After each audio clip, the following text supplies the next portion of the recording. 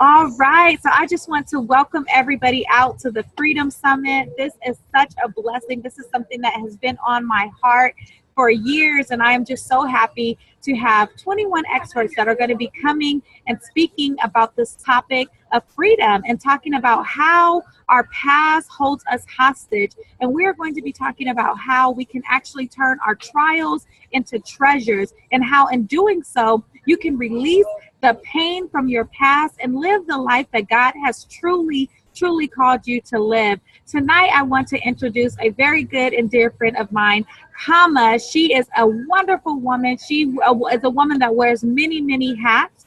She has launched her nonprofit organization, Loving Me First, where she teaches about all sorts of topics. But I know one thing that she's truly passionate about is domestic violence and helping women get past that and getting free from those scars and those pains that are caused by domestic violence. I've had the pleasure to work with her on a couple of different occasions when she had Virtuous Woman Tea, and it was just amazing how she brought women from all different walks of life together and under one roof to talk about this such thing, talk about being a virtuous woman and living the life that God has truly called us to be. So I am honored, and I am and it is an honor and a pleasure to bring Kama on. Kama, why don't you tell the viewing audience a little bit more about yourself?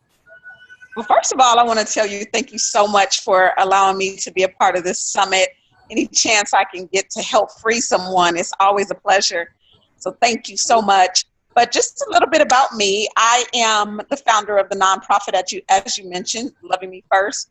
Loving Me First was founded in 2015. Yes, last year. One day I was driving. I knew I wanted to do a nonprofit to help women to get through and even possibly not even worry about domestic violence.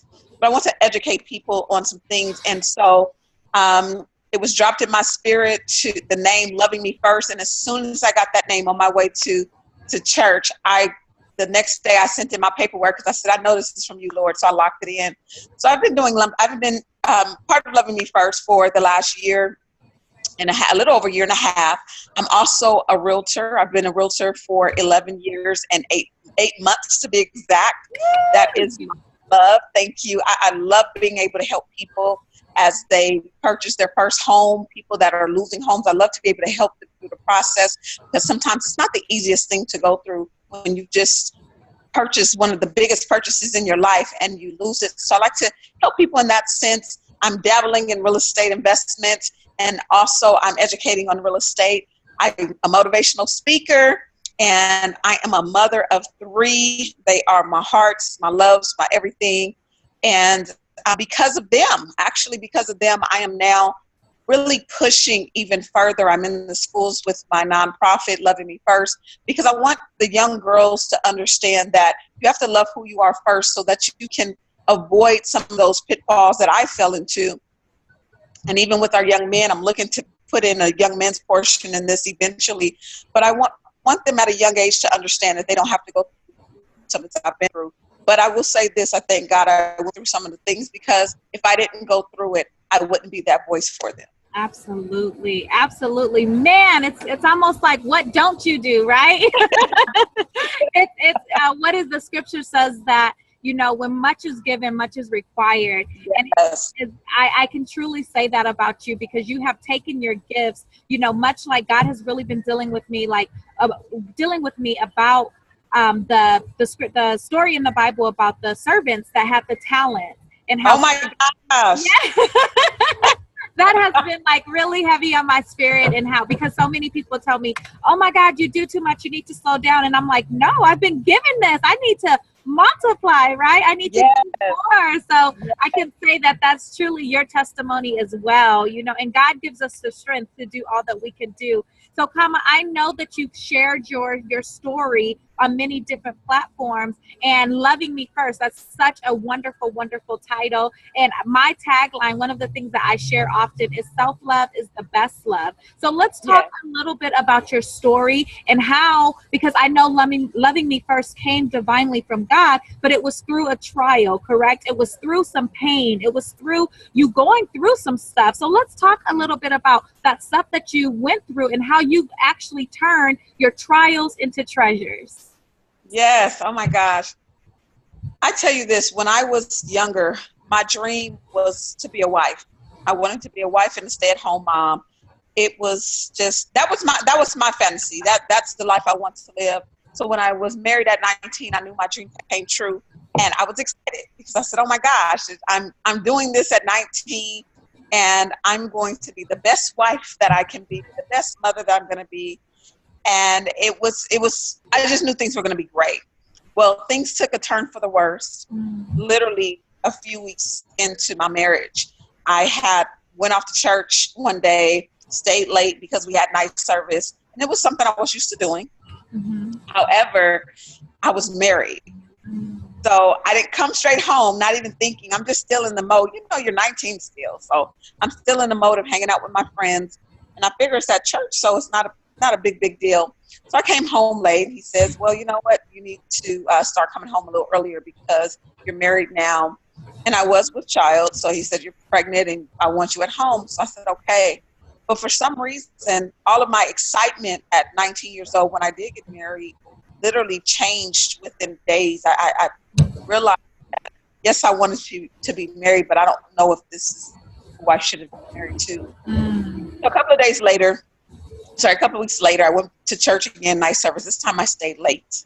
And when I stayed late, I came home. He paged me. We didn't have cell phones at the time, but he paged me and I did respond back. And I remember looking at my page and I was like, whatever, I'll see him when I get home. I just didn't feel like going home.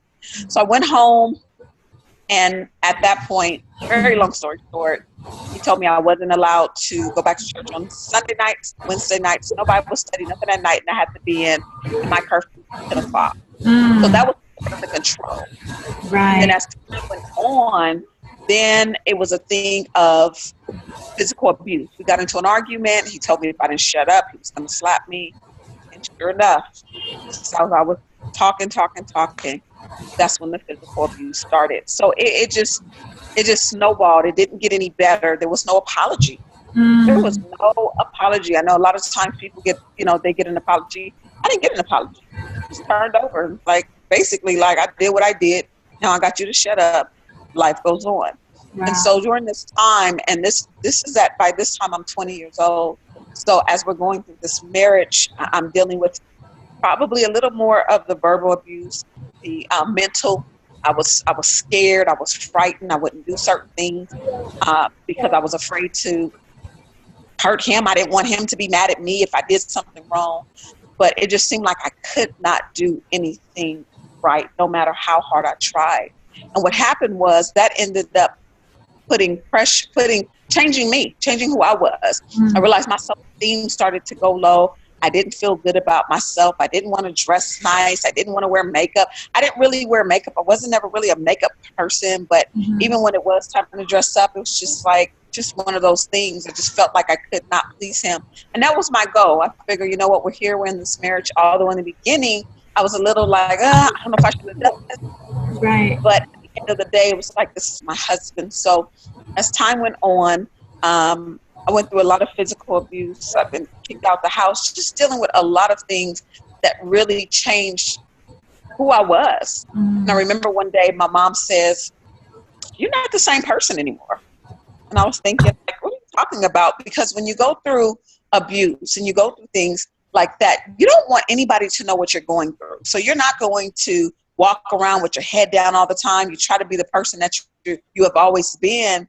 But when the people that love you and close to you notice the true change, they speak up. Right. So I said, oh, no, I don't know. Maybe, it's just a lot going on. But my parents never knew the depths of what I was going through. So for approximately, I want to say, we were married for a total of about 9.5 years. I dealt with a lot of this, and towards the end of our marriage, things just began to get worse and worse and worse. And but I knew that I had to get out. It was either I got to the point where I felt like, can he take my life? I mean, he hadn't threatened me at the time to take my life, but that's how I was feeling. Like, who does this? And I remember one time he told me, he said, you know, I love you, but I'm not in love with you. And so I'm thinking, like, what does that mean? I've heard people say that on TV and in shows. I'm like, what do you mean you're not in love with me? And it hurt me. Like, I think that probably hurt me more than anything. I got numb to him hitting me. He hit me. I wouldn't even cry. I got so numb to it because I got used to it. I got used to it. As a matter of fact, I got so used to this that I would provoke him to hit me because that was his love language. That was the way he showed me he cared. That's how messed up my mind was. But when I started snapping out of it, getting myself together, it was time for me to exit. And it took me a while. The statistics state that it takes about 7 times before a woman really leaves a marriage all the way or leaves a relationship all the way. She leaves 7 times. And that was me. I tried and I tried and I tried. So I finally said enough was enough. And I filed for divorce. We divorced. But 3 years later, I remarried. Wow. So I remarried him because I got lonely. I was like, I felt like I was nothing. I had 3 children. I'm thinking, who wants to take care of my children? It's not theirs. You know, then I start thinking, well, shoot, my kids need their father. And he said he'll do better. Things are going to get better. And he was so nice. And I thought, okay, we're going to do this. And 3 days into our second marriage, he didn't come home. So the first marriage, I didn't deal with adultery, but the second marriage, I did. I'm kind of rushing through this. I know we don't have long, but I dealt with everything from physical, mental, financial. I mean, just every type of abuse. I dealt with once or twice a week for 3 months. So he finally texted me and said, I want a separation. So it was hard. I mean, definitely a hard time that had me literally on my back where I had nowhere to go. I didn't even know where to look. And it just brought down, just really brought down who I was. Right.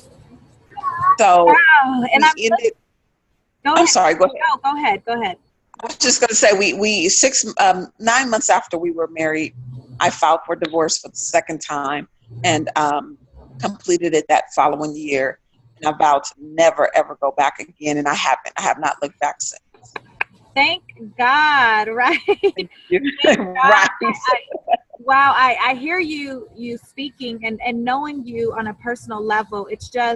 It's so amazing because there's so many women that I work with and then I'm sure that you come across that have been through similar things, and they wear them almost as scars and almost as badges of honor, right? And so they you can see it. You can see the pain on them. You can see the disappointment. You can still see the abuse even after they left it. And so I'm looking at you and I'm thinking, without you telling your story, no one would ever know because you don't wear it. You don't show it. So what do you think, how did you leave that pain of that abuse?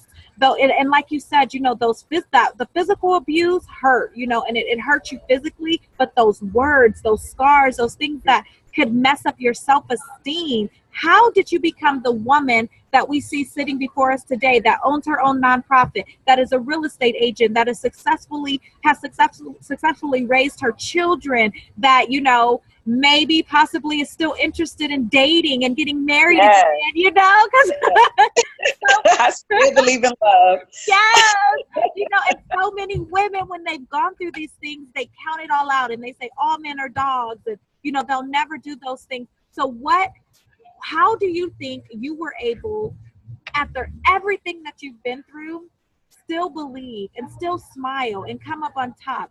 Tell me, how were you able to do those things? Well, honestly, it was nothing but God. I prayed, I fasted, I stayed in my Bible. I was at church every weekend. But not only that, the Bible says without works is dead. I believe that I can get out of it.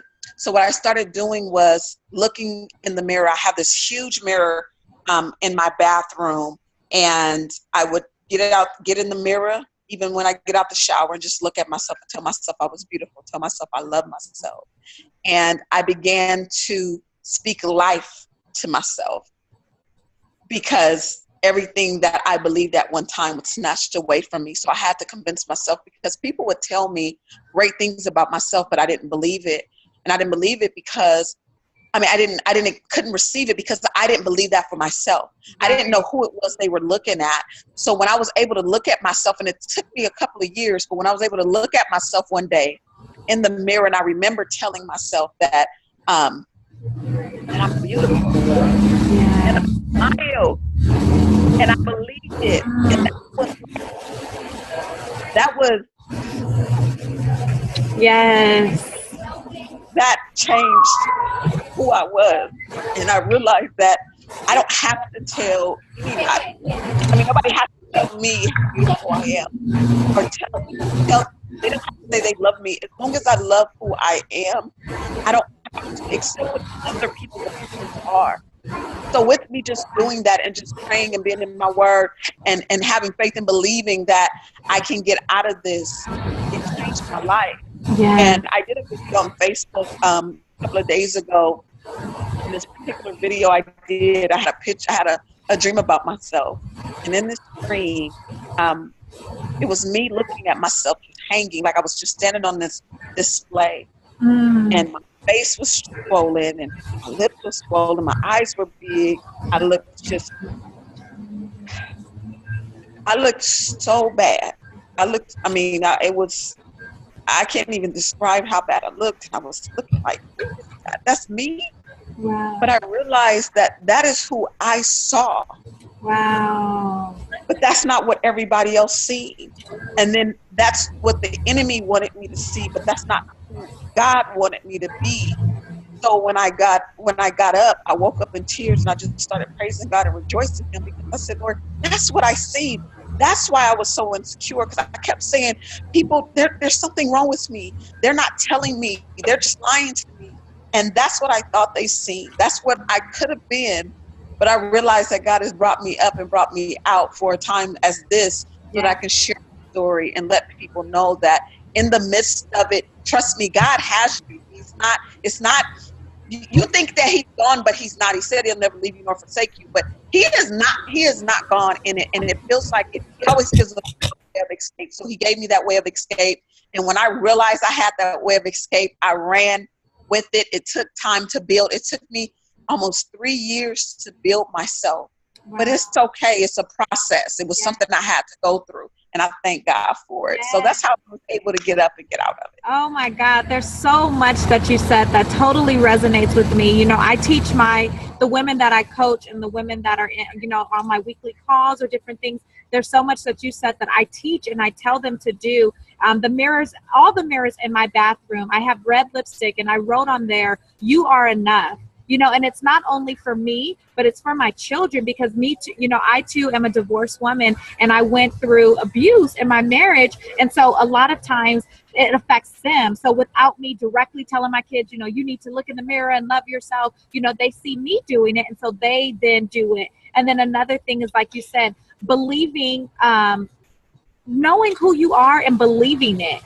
So often we don't believe what we see, and people say fake it till you make it. I say faith it till you make it. You have to have faith, right? That's who you're going to be, or that's you're going to be whole again. You're going to be, so you continue to speak those things, call things that are not as though they are. Believe that you are fearfully and wonderfully made, and what happened to you doesn't define you. It's just a piece of your story. It's not your whole story, right? So I love it. And I thank you so much for being transparent and sharing with the audience, because that's what people need to see. They need to see that you can go through the storm, but there is a rainbow on the other side, and you can come out as pure gold. It's possible. It's so possible. A few more questions, Kama, before we wrap up. How important in your process, and you've already touched on this, but how important is self-love and self-acceptance?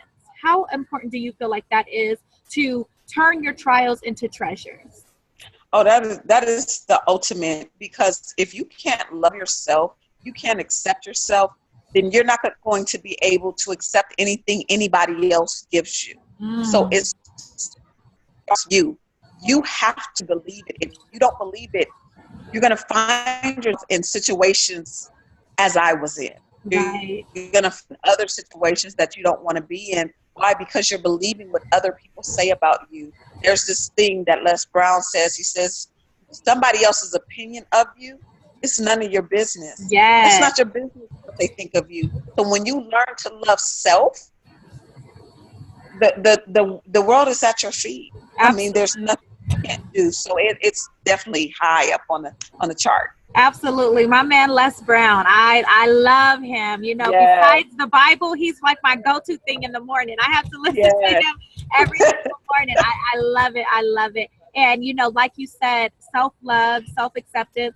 Without it, you know, how can you let anyone else in? It is so imperative for you to love yourself first. yes. The next question that I had is, how can holding yourself, I say a lot of times we hold our we allow our past to hold us hostage. So how doing so, how do you think that can prevent you from living the life that God designed for you if you know continue to live in your story? I tell people I stand on my story, I don't stand in it.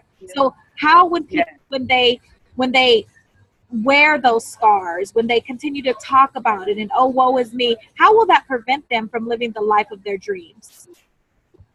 Well, for me, because I've dealt with it firsthand, where I lived in it for many years. I oftentimes blamed what I went through to why I wasn't so believed I could have in real estate. My business started falling. I wasn't following up with people. It was really bad, but I kept saying it's because of what he put me through. So when you live in your story, you are not, even though you may say you're healed and you may be away from the person, you are not, because person is holding you hostage, or that situation is holding you hostage and not allowing you to work in your full capability. As you talked about earlier about, I loved it because the Lord gave me that a few years ago when I started this group, and I realized that he gives us something, and he gives us, it could be that one thing that can spread all over, but he can't allow us to spread all over if we're still stuck in it. Like you said, stand on it. So if you're in it, you're going to hold yourself up from so many blessings, and you'll hold yourself up from life. You're not going to be able to enjoy life if you stand in it. So like you said, stand on it.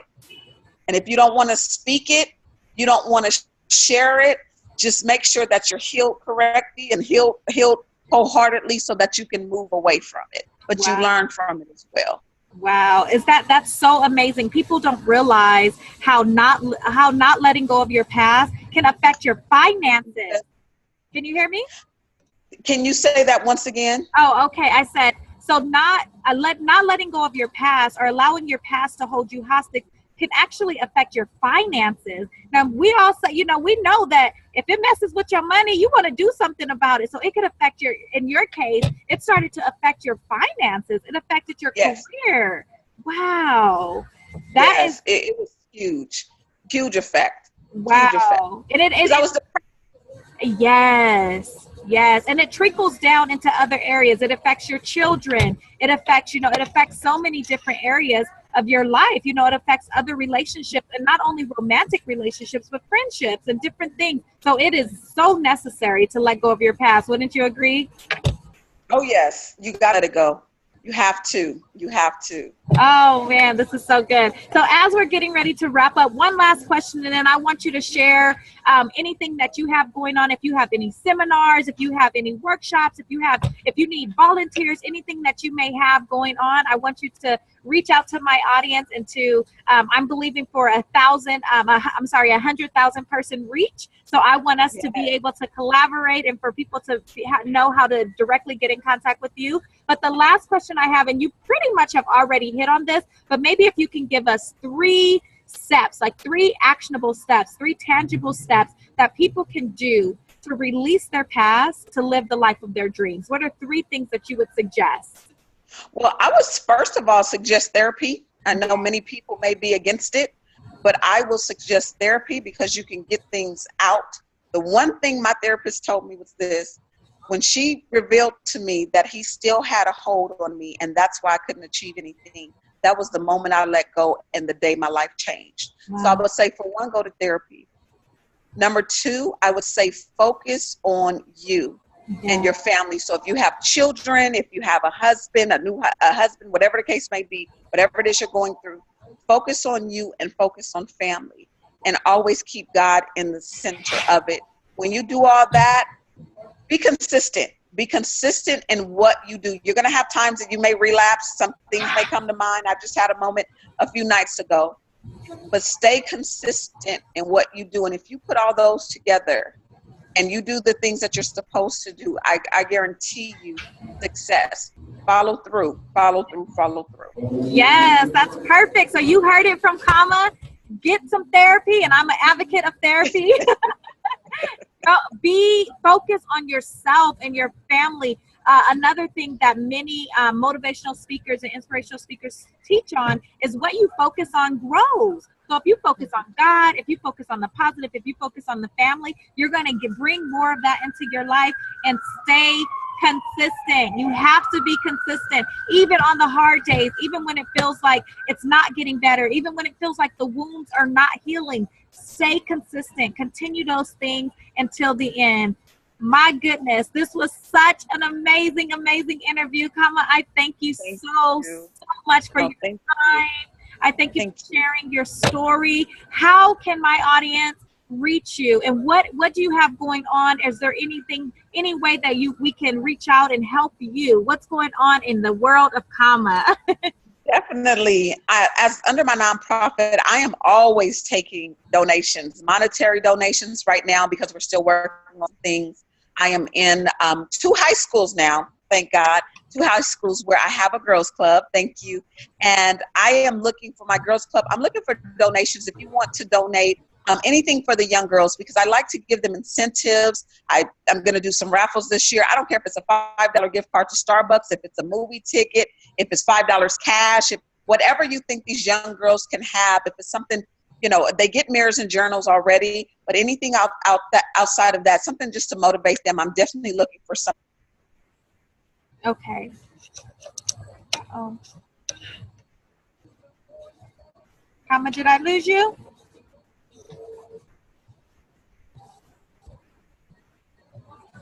Oh man. Uh-oh. Shoot. So that's a good cartoon.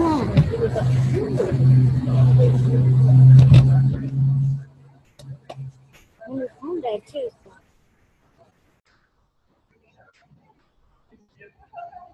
If you go to lovingmefirst.org, you can find me there. And again, the email address is Kama, Kama at lovingmefirst.org.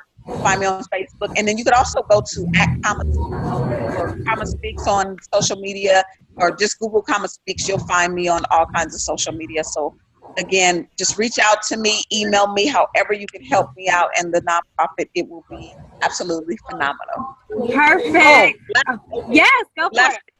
If you ever need a speaker for domestic violence or self-esteem, I speak, as well as my daughter. She is speaking to tell her story about some of the things that she's been through.